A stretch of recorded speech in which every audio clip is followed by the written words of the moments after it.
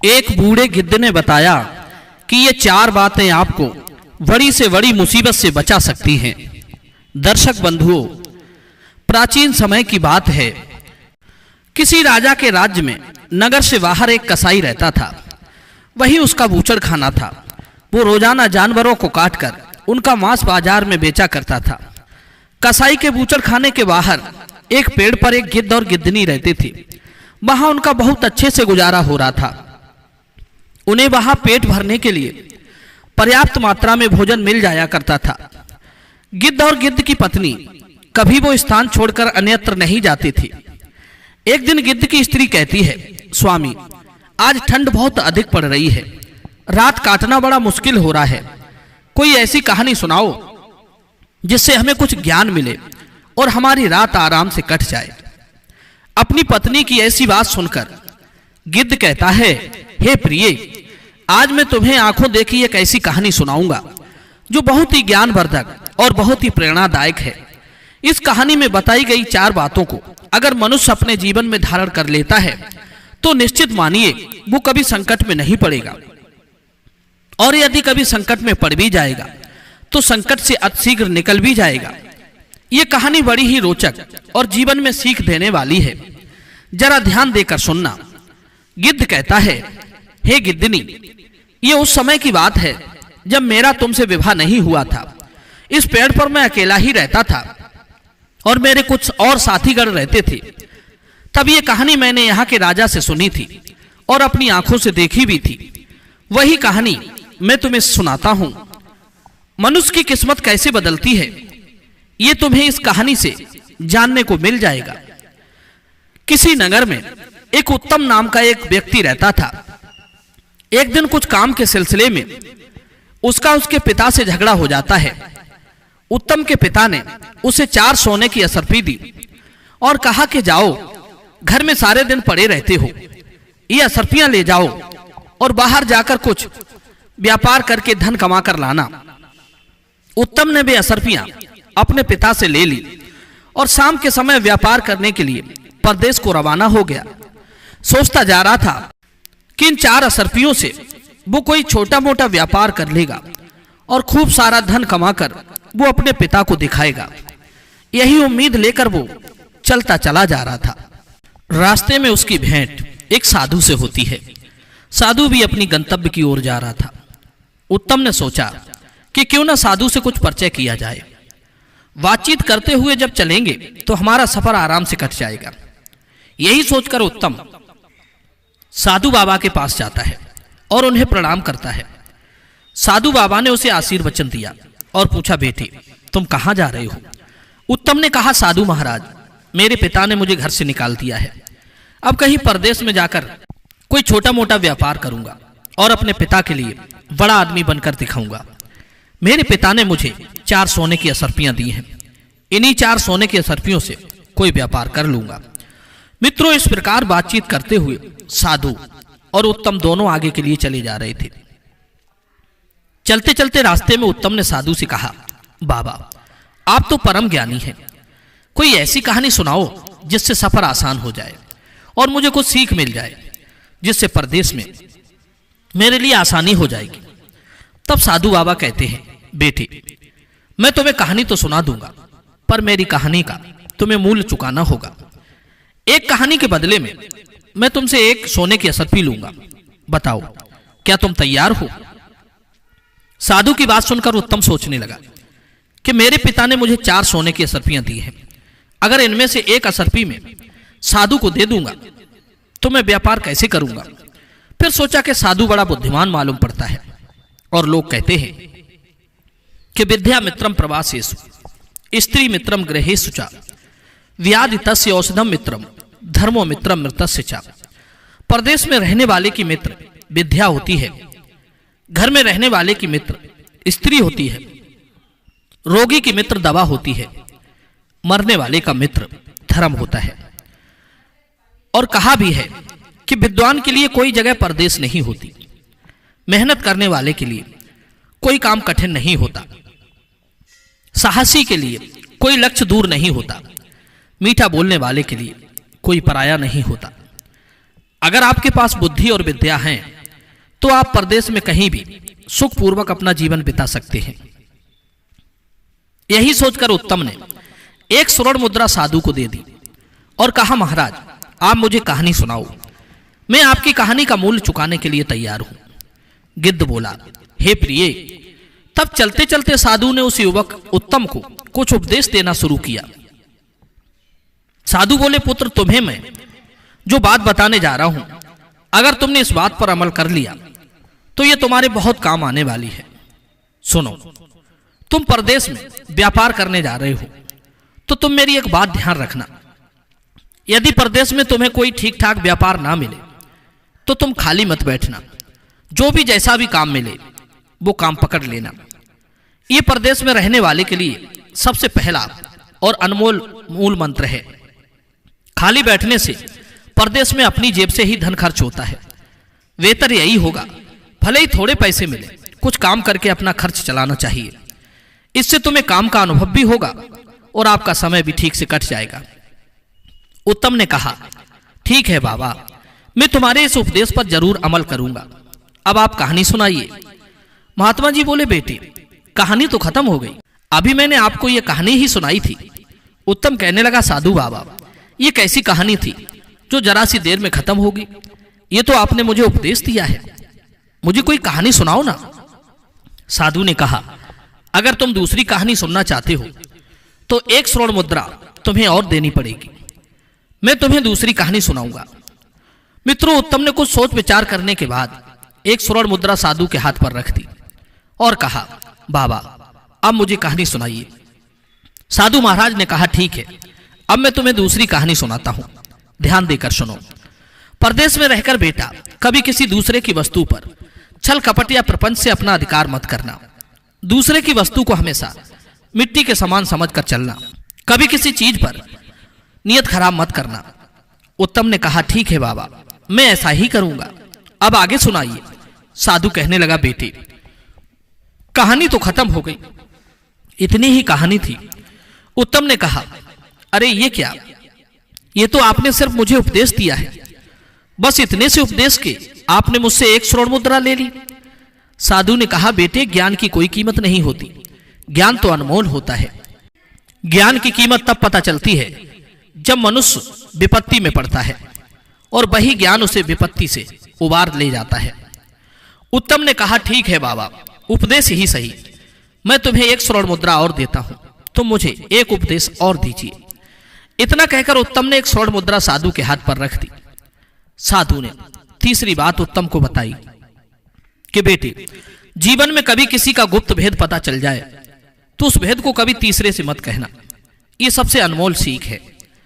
साधु के तीसरे उपदेश को भी उत्तम ने अपनी गांठ में बांध लिया। फिर सोचा कि अब मेरे पास सिर्फ एक ही असरपी रह गई है, इस एक असरपी से व्यापार तो हो नहीं पाएगा, क्यों ना साधु बाबा से एक उपदेश और सीख लिया जाए। यही सोचकर उत्तम ने वो चौथी असरपी भी साधु के हाथ पर रख दी और बोला, साधु महाराज अब आप मुझे एक उपदेश और दे दीजिए। साधु ने कहा, बेटे ठीक है, मैं तुम्हें चौथा उपदेश देता हूं और ये उपदेश जिंदगी के लिए बहुत अनमोल है, इसे सदैव याद रखना। इस प्रकार साधु उत्तम को चौथी बात बताता है। कहने लगा, पुत्र यदि तुम्हें कभी रास्ते में कोई प्रेम से बुलाकर बैठने को कहे तो आपका चाहे कितना ही कीमती काम हो, उसे छोड़कर आप 2 मिनट उसके पास जरूर बैठना। उसके साथ 2 मिनट बिताया गया समय तुम्हारे बहुत काम आ सकता है। इस प्रकार साधु ने उत्तम को चौथा उपदेश दिया। उत्तम कहने लगा, बाबा तुम्हारे उपदेश वास्तव में बहुत कीमती है, अब मेरे पास कोई पैसा नहीं बचा है, वरना 2-4 उपदेश में तुम्हारे और सुन लेता। तब साधु कहता है, पुत्र किसी के उपदेश को, किसी की शिक्षा को बिना मूल्य चुकाए नहीं ग्रहण करना चाहिए। फिर भी तुम कहते हो तो एक उपदेश मैं तुम्हें अपनी तरफ से देता हूं जिसका तुमसे कोई मूल्य नहीं लिया जाएगा, और वो उपदेश है कि परदेश में रहकर किसी दुराचारी स्त्री का भरोसा मत करना। दुराचारी स्त्री का कोई पता नहीं होता कि उसके दिमाग में क्या है और दिल में क्या है। मित्रों, ये 5 उपदेश देकर साधु बाबा ने कहा, बेटे हमारा तुम्हारा साथ बस इतनी ही देर का था, पास में ही मेरा आश्रम है और अब मैं अपने आश्रम पर जा रहा हूं। इतना कहकर साधु अपने आश्रम पर चला जाता है। उत्तम वहां से अकेला आगे के लिए बढ़ता है, परंतु उसके दिमाग में एक बात चल रही थी कि साधु बाबा ने 5 उपदेशों के बदले मुझसे 4 स्वर्ण मुद्राएं ले ली। साधु को भला धन से क्या मतलब? साधु संत तो बैरागी होते हैं, धन दौलत का त्याग करके ही वे साधु बनते हैं। फिर साधु ने मुझसे स्वर्ण मुद्राएं क्यों ली?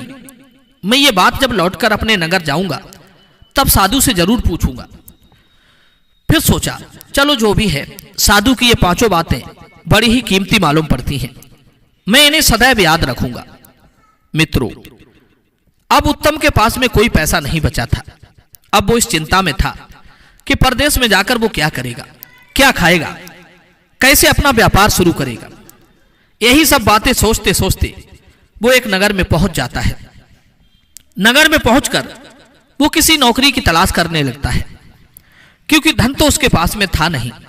सोचा कि किसी की नौकरी ही कर लेते हैं, क्योंकि साधु बाबा ने भी कहा है कि परदेश में खाली नहीं बैठना चाहिए, छोटा मोटा जो भी काम मिल जाए उसे ही करना चाहिए। नौकरी की तलाश में उत्तम इधर उधर लोगों से पूछता फिर रहा था। तभी उसकी भेंट एक राजा के नौकर से होती है, जो राजा के अस्तबल का नौकर था। उसका नाम था अनंगपाल। अनंगपाल राजा के यहां रहकर उनके घोड़ों की देखभाल करता था। उसने देखा कि एक आदमी नौकरी की तलाश में घूम रहा है, तो अनंगपाल ने उसे अपने पास बुलाया और कहा, भाई, तुम्हें काम की तलाश है और मुझे राजा छुट्टी नहीं दे रहा है। घर पर मेरी माँ बहुत बीमार है, काफी दिनों से मैं अपनी माँ को देखने नहीं जा पा रहा हूं। राजा ने मुझसे कहा है कि तुम एक शर्त पर घर जा सकते हो।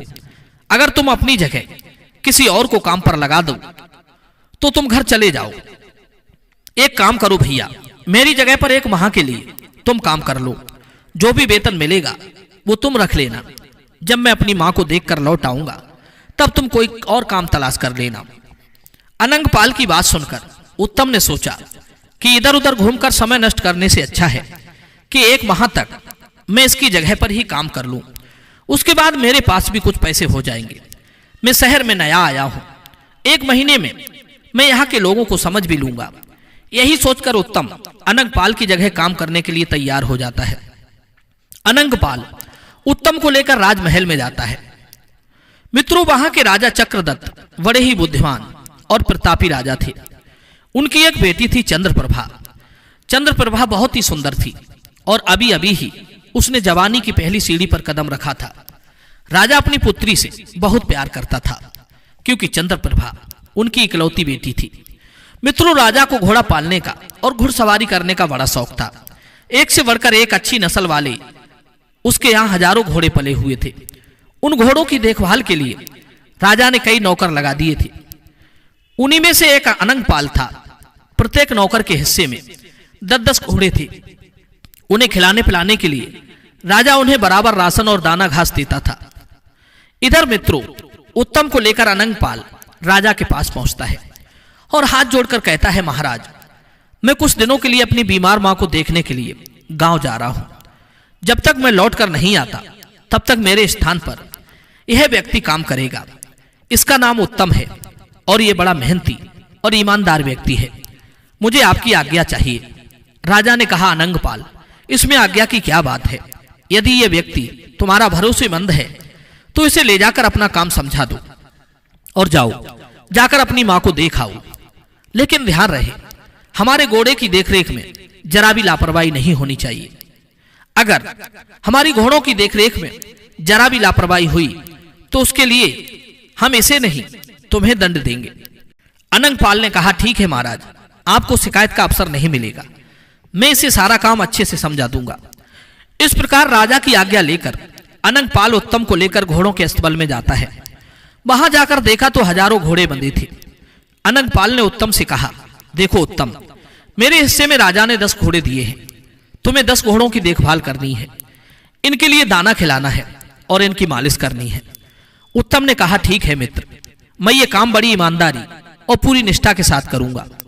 उसके बाद अनंगपाल उत्तम को अपना कमरा दिखाता है और कहा कि आज से तुम इसी कमरे में रहोगे।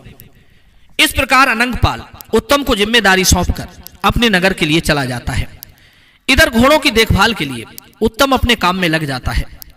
उत्तम रोजाना घोड़ों की मालिश करता था, उन्हें नहलाता धुलाता था, उसके बाद उन्हें दाना खिलाता था।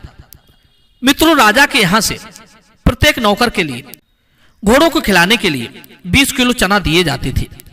उत्तम ने उन चनों को एक पोटली में बांधा और अपने अस्तबल में जाकर पानी में भिगोकर उन्हें कूट पीस कर अपने घोड़ों को खाने को डाल दिया।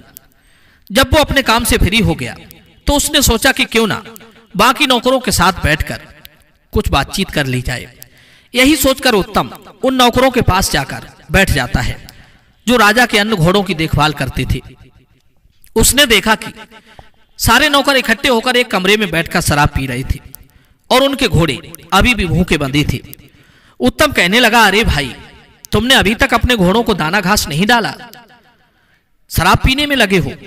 उन सभी नौकरों ने कहा, अरे भाई, बिना अपना काम खत्म किए हम कभी नशा पानी नहीं करते हैं।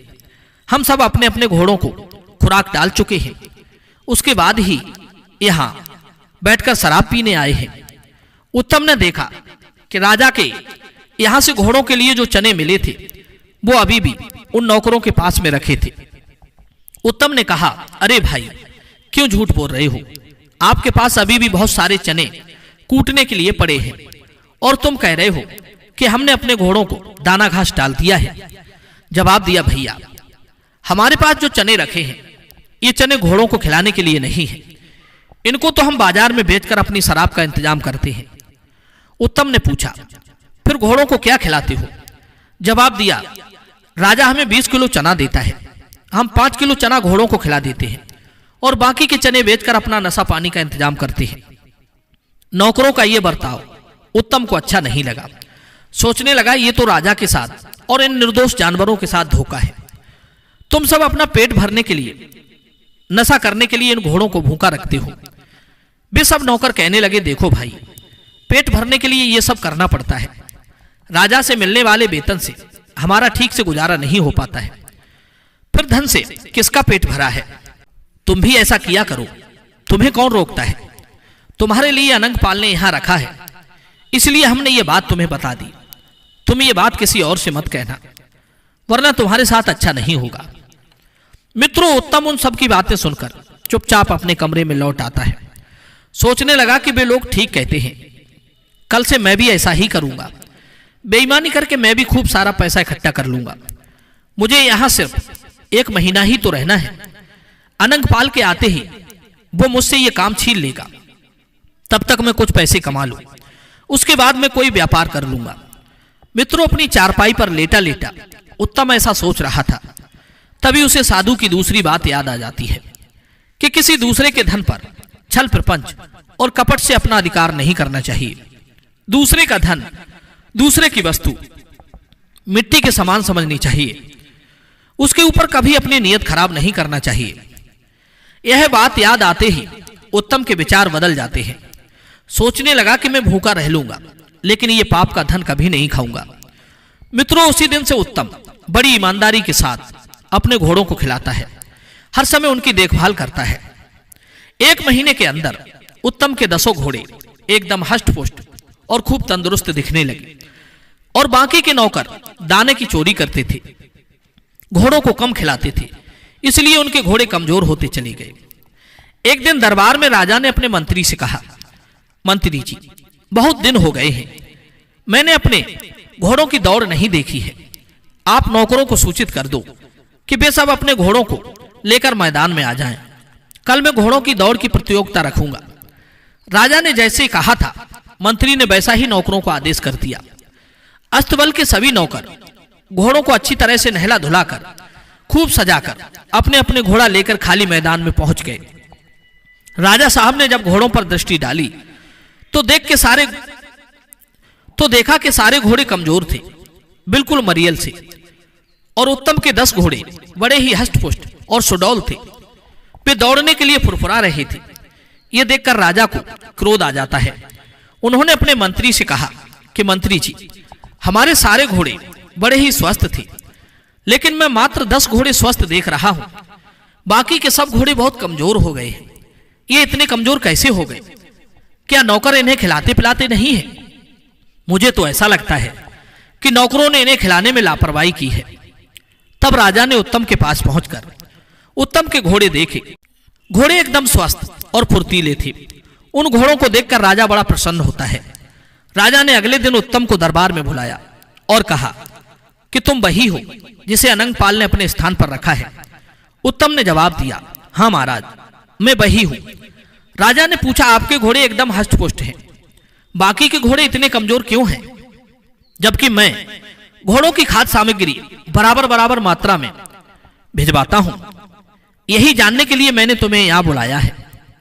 राजा के पूछने पर उत्तम ने कहा, महाराज, मैं इस बात का रहस्य तो आपको बता दूंगा, लेकिन यह बात मैं तभी बताऊंगा जब अस्तबल के बाकी नौकर यहां मौजूद होंगे। राजा ने आदेश देकर फौरन सारे नौकरों को अपने दरबार में बुला लिया।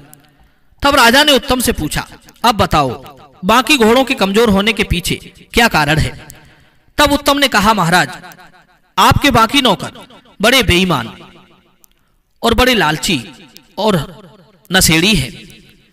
आप घोड़ों के लिए रोजाना 20 किलो चना देते हैं, लेकिन ये 5 किलो चना घोड़ों को खिलाते हैं। बाकी के 15 किलो चना ये बाजार में बेचकर शराब ले आते हैं। घोड़ों को पर्याप्त मात्रा में दाना न मिलने से सारे घोड़े कमजोर हो गए हैं, लेकिन मैंने बड़ी ईमानदारी से आपका दिया हुआ राशन घोड़ों को खिलाया है, इसलिए मेरे घोड़े तंदुरुस्त हैं। इतनी बात सुनते ही राजा आग बबूला हो जाता है और नौकरों पर बिगड़कर बोला, हरामखोरो, हम तुम्हें इसी बात की तनख्वाह देते हैं कि तुम आराम से घोड़ों का दाना भी खा जाओ। सारे नौकर नीचे को गर्दन डालकर चुपचाप खड़े हो गए और डर के मारे थर थर कांपने लगे। कहने लगे, महाराज, हमें क्षमा कर दो, हमसे बड़ी गलती हो गई है, अब हम दोबारा ऐसा नहीं करेंगे।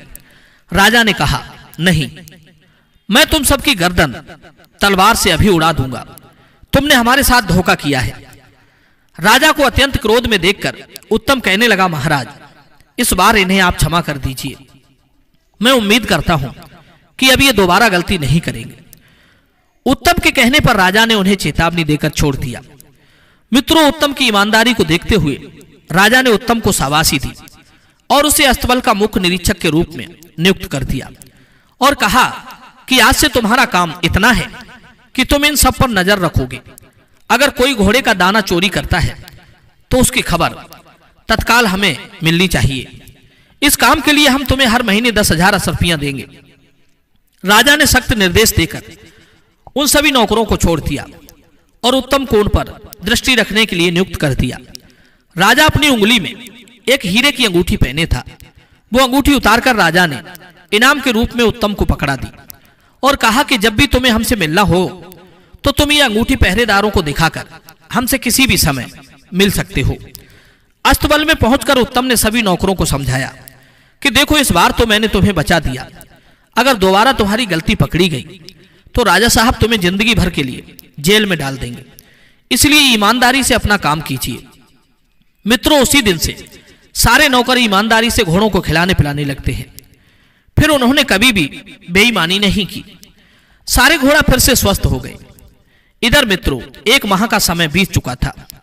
उधर अनंगपाल अपनी मां से मिलकर अपनी नौकरी पर लौटता है।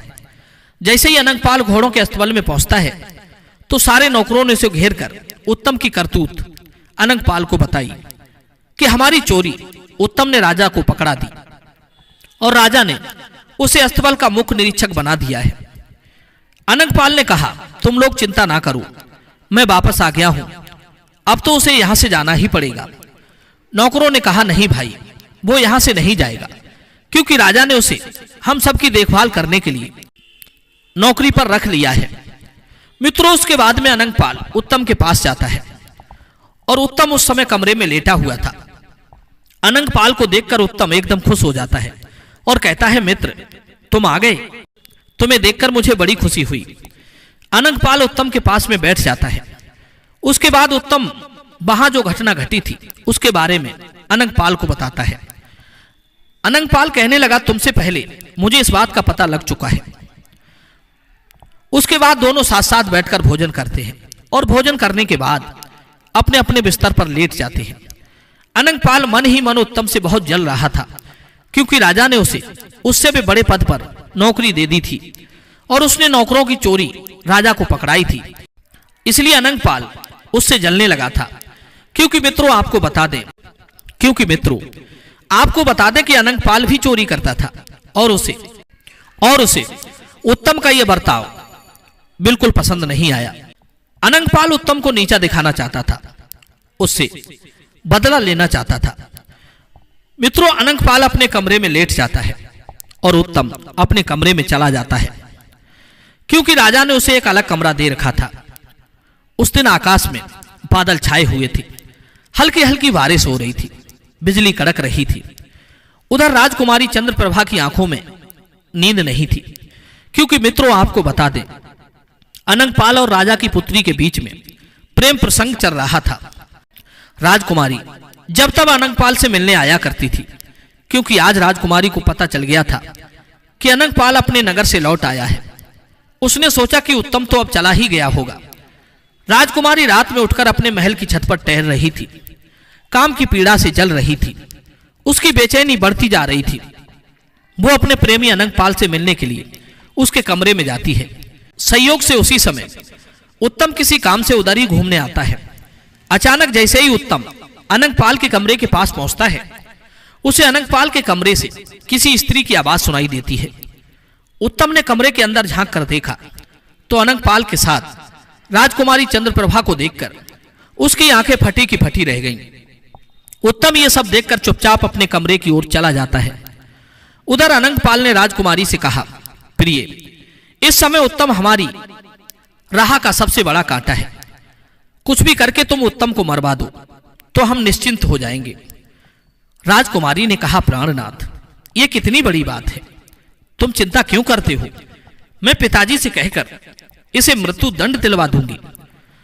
मित्रों, उधर उत्तम सोच रहा था कि अनंगपाल राजा की आंखों में धूल झोंक कर उनकी बेटी से प्रेम कर रहा है। ये तो राजा के साथ धोखा है, मुझे यह खबर महाराज को देनी चाहिए। उत्तम यही सोचकर राजा को संदेश देने के लिए राजमहल की ओर चलने लगता है। तभी उसे साधु महाराज की वो तीसरी बात याद आ जाती है। साधु ने कहा था कि अगर किसी का गुप्त भेद पता चल जाए तो उसे किसी तीसरे से नहीं कहना चाहिए, वरना खुद मुसीबत में पड़ सकते हो। यही बात सोचकर उत्तम के कदम थम जाते हैं। सोचने लगा कि अगर ये बात मैंने राजा को बताई तो हो सकता है कि राजा साहब मेरी बात का विश्वास ना करें, कहेंगे कि तू मेरी बेटी को झूठा बदनाम कर रहा है, उल्टा मैं ही राजा के क्रोध का भोजन बन जाऊंगा। यही सोचकर उत्तम अपने कमरे में लौट आता है और चुपचाप अपनी चारपाई पर लेट जाता है। उधर राजकुमारी चंद्रप्रभा अनंगपाल से मिलने के बाद अपने कमरे में चली जाती है और अपने कमरे में पहुंचकर उसने अंदर से दरवाजा बंद कर लिया और जोर जोर से रोने चिल्लाने लगी, बचाओ बचाओ की चीख पुकार मचाने लगी। राजकुमारी का शोर सुनकर राजकुमारी के नौकर चाकर, दास दासियां सभी जाग जाते हैं। आनन फानन में राजा को खबर दी गई। दौड़ते हुए राजा साहब अंतापुर में जाते हैं और अपनी पुत्री से पूछते हैं, बेटी क्या हुआ, तुम क्यों रो रही हो? मित्रों, अनंगपाल के कहने पर राजकुमारी चंद्रप्रभा ने तिरिया चरित्र रच दिया था। एकदम से कहने लगी, पिताजी, आपने जिस नए नौकर को नौकरी पर रखा है, तुम्हारे इस नौकर ने मेरे साथ जबरदस्ती की है।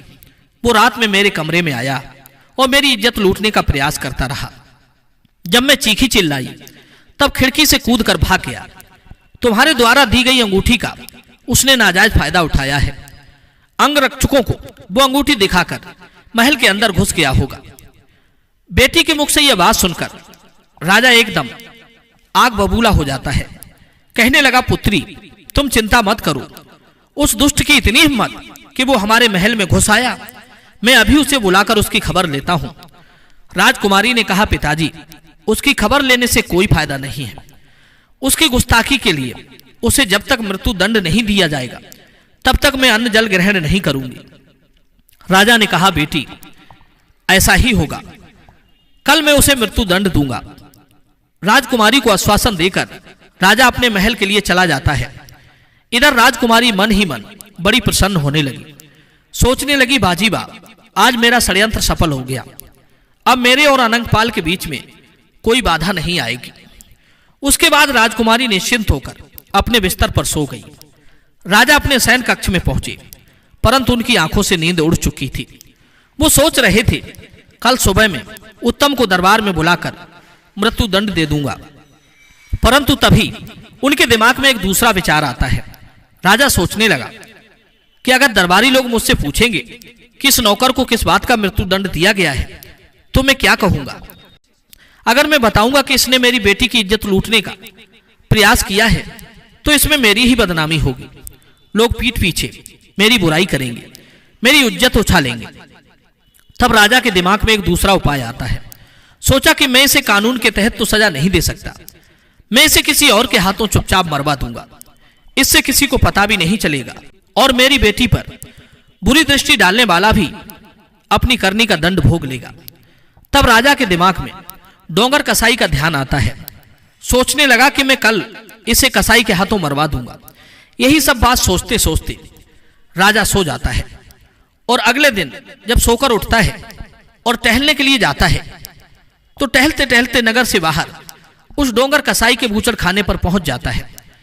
कसाई ने देखा कि राजा स्वयं मेरे पास चलकर आए हैं तो वो एकदम चरणों में गिरकर बोला, महाराज, आपने यहां आने का कष्ट कैसे किया? मुझे खबर भिजवा देती, मैं स्वयं तुम्हारे पास चला आता। राजा ने कहा, नहीं, ये काम तो मुझे आकर ही करना था।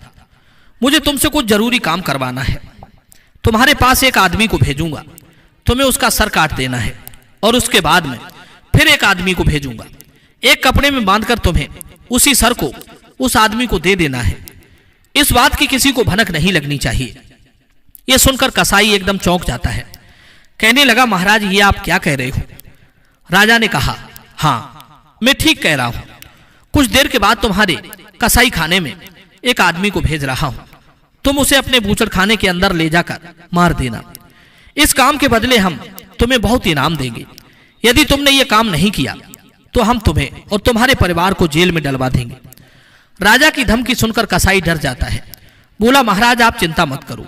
आप जिसे भेजोगे मैं उसका सर काटकर उसके धड़ को जानवरों के कटे हुए अंगों के साथ मिलाकर बाहर फेंकवा दूंगा और उसके सर को तुम्हारे पास भिजवा दूंगा।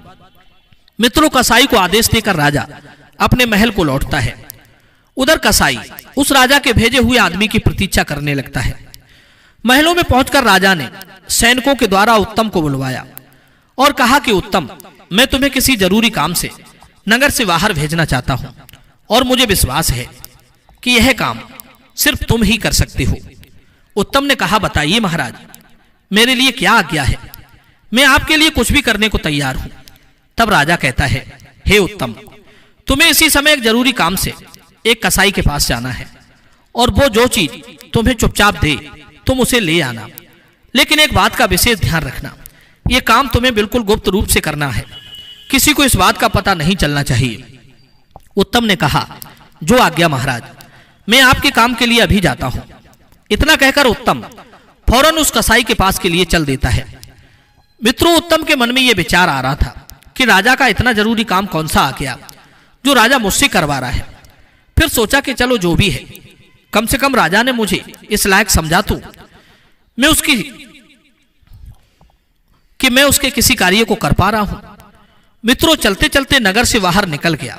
उसने देखा कि यह कुटिया है और कुटिया के बाहर कुछ साधु संत भगवान का कीर्तन कर रहे थे। उत्तम उस कुटिया के पास जाकर खड़ा हो जाता है। तब एक साधु ने उत्तम को इशारा देकर अपने पास बुलाया और कहा, बच्चा, थोड़ी देर यहां बैठकर भगवान का कीर्तन करो, सब कुछ यहीं रह जाएगा, केवल यही साथ जाएगा। तब उत्तम ने कहा, क्षमा करना महाराज, मैं किसी जरूरी काम से जा रहा हूं, इस समय मैं रुक नहीं सकता। इतना कहकर उत्तम आगे बढ़ जाता है। तभी अचानक उसके दिमाग में साधु बाबा की चौथी बात गूंजने लगती है कि चाहे कितना ही जरूरी काम क्यों ना हो, लाखों का नुकसान हो जाए, अगर राह चलते कोई प्रेम से 2 मिनट बैठने को कहे तो उसके पास 2 मिनट जरूर बैठना चाहिए। साधु की यह बात मन में आते ही उत्तम उन साधुओं की मंडली में बैठ जाता है और भगवान का भजन कीर्तन करने लगता है। उधर अनंगपाल सोचने लगा कि राजा ने सुबह सुबह उत्तम को अपने पास क्यों बुलाया है और वो अभी तक लौटकर क्यों नहीं आया। मित्रों, अनंगपाल राजमहल के आसपास टहल रहा था। तभी खिड़की से राजा ने देखा कि अनंगपाल महल के बाहर टहल रहा है। तब राजा ने अनंगपाल को तुरंत अपने पास बुलवाया और सोचा कि क्यों ना अनंगपाल को ही उत्तम का सर लाने के लिए भेज दूं। अब तो कसाई ने उसका सर धड़ से अलग कर दिया होगा। राजा ने तत्काल अनंगपाल को आदेश दिया कि तुम इसी क्षण कसाई के बूचड़ खाने पर चले जाओ और कसाई तुम्हें जो चीज भेंट करे उसे चुपचाप लेकर चले आना और लाकर राजकुमारी के कक्ष में रख देना। रास्ते में तुम उस सामान को खोलकर देखने की भूल मत करना। अनंगपाल ने कहा, जैसी आज्ञा महाराज। और इतना कहकर अनंगपाल कसाई के पास को चल देता है। मित्रों, आपको बता दें कि पहले कसाई के पास उत्तम को जाना था, लेकिन उत्तम तो वहां साधु संतों के साथ कीर्तन करने में मस्त हो गया था। इधर तब तक अनंगपाल कसाई के पास पहुंच जाता है और बोला, भाई मुझे राजा साहब ने भेजा है। उन्होंने बताया कि कोई जरूरी चीज तुम्हारे यहां से ले जानी है। मित्रों, कसाई ने समझ लिया कि मुझे इसी का सर कलम करना है। कसाई कहने लगा, हाँ भाई तुम अंदर चलो, मैं अभी आता हूं। अनंगपाल नहीं जानता था कि कसाई ने उसे अंदर जाने के लिए क्यों कहा है। अनंगपाल राजा की योजना से बिल्कुल अनजान था। वो चुपचाप अंदर चला जाता है। कसाई ने कहा, सामने अलमारी में राजा ने जो वस्तु मंगाई है वो रखी है, कृपया निकाल लो। मित्रों, अनंगपाल जैसे ही अलमारी खोलता है वैसे ही कसाई अपना धारदार गड़ासा अनंगपाल की गर्दन पर चला देता है। अनंगपाल की गर्दन धड़ से कटकर अलग जा गिरी। कसाई ने उसे एक पोटली में बांधा और रख दिया।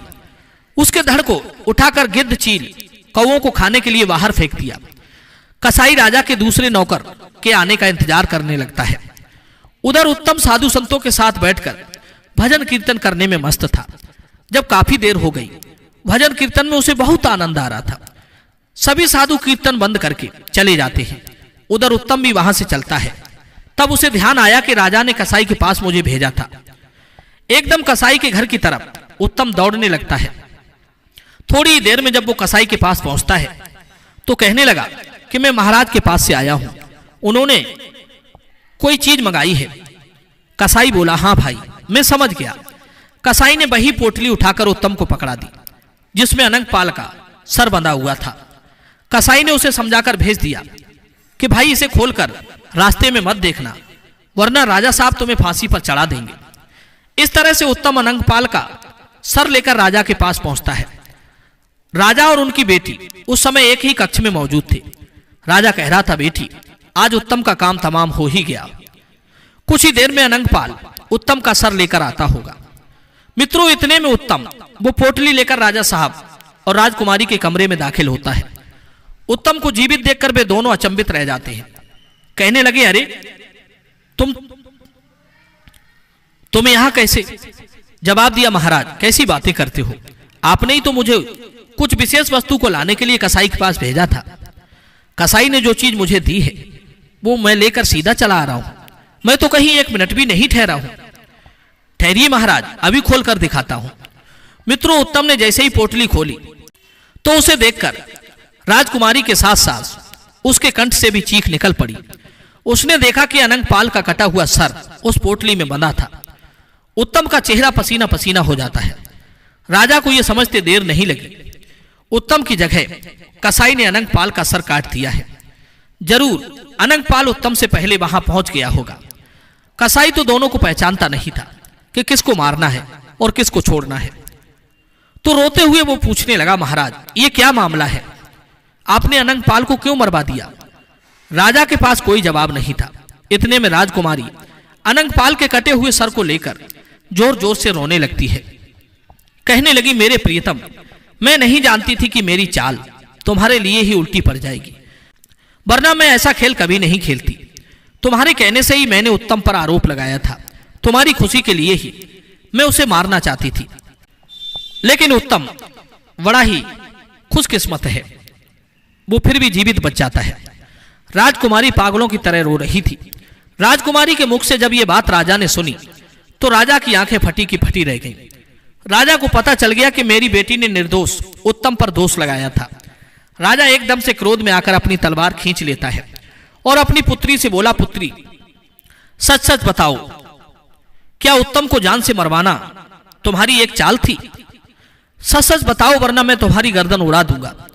मित्रों, डर के मारे राजकुमारी ने सारी बात सच सच अपने पिता को बता दी। यह सुनकर राजा सर को पकड़कर बैठ गया। राजा की आंखों के सामने अंधेरा छाने लगा। कहने लगा, ये मैं क्या करने जा रहा था? मैं एक निर्दोष व्यक्ति को अपनी दुराचारी बेटी के कहने पर जान से मारने वाला था। भगवान, तुमने मुझे बचा लिया, मुझे माफ करना। मित्रों, इधर राजकुमारी ने देखा कि राजा साहब मुझे जीवित नहीं छोड़ेंगे। तो उसने तलवार लेकर खुद ही अपने पेट में घोंप ली और मरते मरते कहने लगी, पिताजी मुझे माफ कर देना, मैंने एक निर्दोष आदमी की जान लेनी चाहिए। भगवान ने मुझे मेरे कर्मों की सजा दे दी है, मुझसे मेरा प्रेमी छीन लिया। इतना कहते कहते राजकुमारी ने अपने प्राण छोड़ दिए। मित्रों, उस घटना से राजा को वैराग्य हो जाता है। अगले दिन राजा ने दरबार में अपना अपराध स्वीकार कर दिया और कहा कि मैं अपना ये राज त्याग रहा हूं, मैं आपका राजा कहलाने के योग्य नहीं हूं, इसलिए मैं अपने स्थान पर अपने नौकर उत्तम को यहां का राजा नियुक्त करता हूं। राजा का फैसला सुनकर सभी दरबारी हैरान थे। सबने मिलकर राजा को समझाने का बहुत प्रयास किया, लेकिन राजा फैसला कर चुका था और वो उत्तम को राजगद्दी सौंपकर भजन करने के लिए जंगल को चला गया। सब लोगों ने उत्तम को अपना राजा स्वीकार कर लिया। नए राजा के रूप में उत्तम बड़ी कुशलता से राजकाज चलाने लगता है। कहते हैं अगर किस्मत में राजश्री लिखी है तो दूसरे देश में जाकर भी तुम राजा बन जाओगे। गिद्ध कहने लगा, हे प्रिय पत्नी गिद्धनी, यही उस राजा की कहानी है जो ईश्वर का न्याय होते मैंने अपनी आंखों से देखा है। दुष्ट दुराचारी को सजा मिलती मैंने अपनी आंखों से देखा है। अकारण हमें किसी पर लांछन नहीं लगाना चाहिए, वरना ईश्वर का डंडा उल्टा भी चल जाता है। मित्रों, उत्तम राजा तो बन गया, मगर उसके दिमाग में एक बात घूम रही थी कि उन साधु महाराज की उन 5 बातों ने मेरी जान बचाई है, यहां तक कि मुझे यहां का राजा भी बना दिया, मुझे उनसे मिलने जाना चाहिए। ऐसा निश्चय करके राजा उत्तम चंद ससम्मान साधु को भेंट लेकर उनके आश्रम पर जाता है और उन्हें प्रणाम करता है। राजा ने पूछा, महाराज मैं आपसे एक बात जानना चाहता हूं, मुझे पहचानो, मैं वही व्यक्ति हूं जो कुछ दिन पहले आपके साथ रास्ते में मिला था और आपने मुझे 5 बातें बताई थी। आज मैं एक राजा बन गया हूं, आपकी बातें मेरे जीवन में बहुत काम आई। मैं ये जानना चाहता हूं कि आप तो एक साधु संत हैं और मोह माया से अलग हैं। कहते हैं कि मोह माया से अलग होने के बाद ही एक साधु बनता है। फिर आपने मुझे 5 बातें बताने के बदले में मुझसे स्वर्ण मुद्राएं क्यों ली? आप मुझे उपदेश बिना कीमत लिए भी दे सकते थे, परंतु आपने एक एक उपदेश के लिए एक एक स्वर्ण मुद्रा ली। तब साधु कहता है, बेटे, कहते हैं मुफ्त की चीज को लोग जीवन में ठीक से उपयोग में नहीं लाते। उपयोग में वही लाते हैं जिसमें मेहनत लगी हो, जिसमें कठोर श्रम लगा हो, जिसमें धन लगा हो। मुफ्त की वस्तु को लोग मुफ्त के धन को पानी की तरह उड़ाते हैं। अगर मैं आपको ज्ञान मुफ्त में देता तो शायद आप उसका पालन नहीं करते, क्योंकि आपके पास से उन बातों के बदले में सोने की 4 असरफियां गई थी। इसलिए मनुष्य को चाहिए कि वो मुफ्त की खाने के पीछे ना पड़े, सदैव परिश्रम करके ही कमाकर खाए, वही फलदायी होता है। रही मेरे लोभ की बात, तो मेरे अंदर लेस मात्र भी लोभ लालच नहीं है। तुमने जो 4 स्वर्ण मुद्राएं मुझे दी थी वो आज भी मैंने संभाल कर रखी हैं। तुम चाहो तो अब इन्हें ले जा सकते हो, ये मेरे किसी काम की नहीं है। इन्हें ले जाकर गरीबों में बांट देना। साधु से मिलकर राजा उत्तम चंद अपने नगर में आकर सुचारू रूप से राजकाज को चलाने लगता है। मित्रों, इस कहानी का तात्पर्य यह है कि जीवन में कोई भी चीज मुफ्त की नहीं लेनी चाहिए। दूसरी बात, हमें किसी के साथ धोखा नहीं करना चाहिए। तीसरी बात, किसी के द्वारा दिया गया ज्ञान उपदेश को सुनकर हमें भूलना नहीं चाहिए, बल्कि उसे जीवन में समय समय पर उपयोग में लाना चाहिए। दर्शक बंधु, ये कहानी आपको कैसी लगी कमेंट में जरूर बताना। मिलते हैं आपसे अगली कहानी में एक और चर्चा के साथ। आप सभी का बहुत बहुत धन्यवाद। जय श्री कृष्ण।